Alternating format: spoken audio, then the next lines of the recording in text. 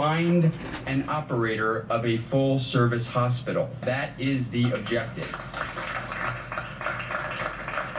And we enforce that objective through technical criteria that I'm not going to bore you with, but the bottom line is hospitals get a technical increase in their score.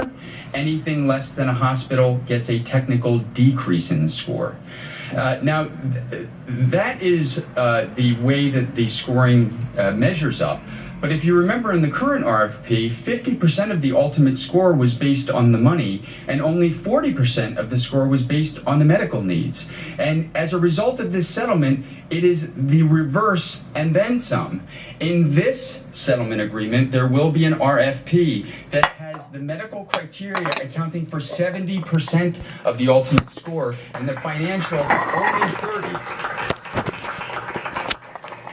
And moreover, for the first time that I've ever seen, guess who wrote the RFP?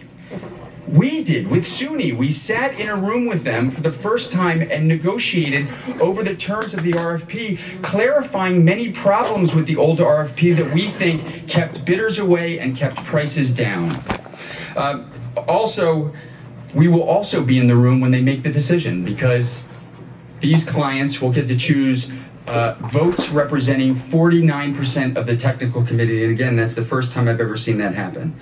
But there's been one detail that has not been spoken about yet, and it may be, I think, the greatest signal from SUNY that at this point, they really do want to find a hospital operator, and they're not just concerned about profits.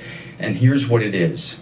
You all know that there have been at least 2 bids above $240 million. And with this litigation resolved, I think the prices are going to go up, because the cloud of litigation, I can't think, kept prices down. SUNY has agreed that if there is an accepted bid with net proceeds more than $240 million, it's not keeping all the money. It's going to give 25% of the proceeds to a not-for-profit dedicated to healthcare in this community. And that should scare away anyone that just thinks they're going to get past the technical criteria and just make this deal about money. So this is a sweeping settlement. It is a historic settlement. It is not a settlement that's going to guarantee anything, but I echo the words of the mayor in saying that this settlement represents the best possible chance at a hospital, and that the proposer who offers a hospital and a good price will be selected through this process. Thank you.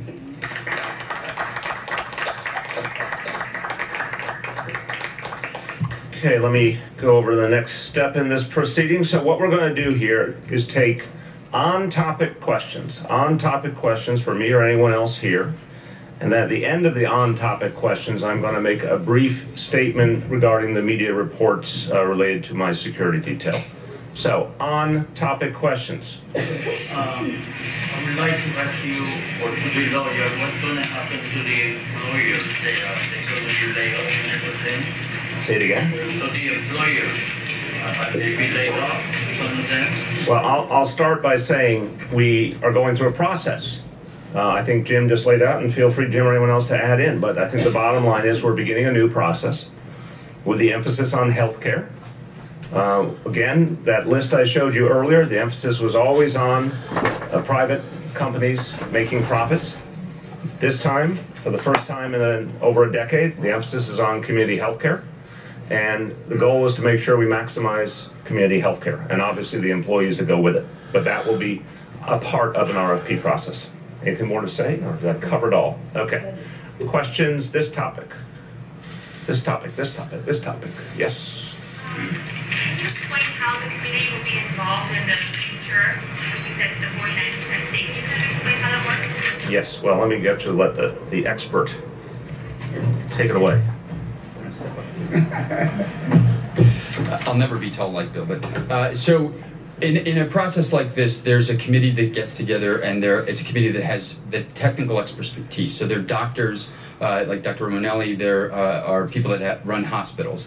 the community groups, the Public Advocate, 1199 and NISNA and Concerned Physicians, they're going to get together, they're going to choose people that have the right expertise, and then they're going to be in the room. They'll receive all the proposals, they'll have complete information, the meetings will be covered by the open meetings law, so there's no more secrets, no more lack of transparency, and they'll weigh the proposals based on which one has the best hospital or the greatest health care, and then they will rank them.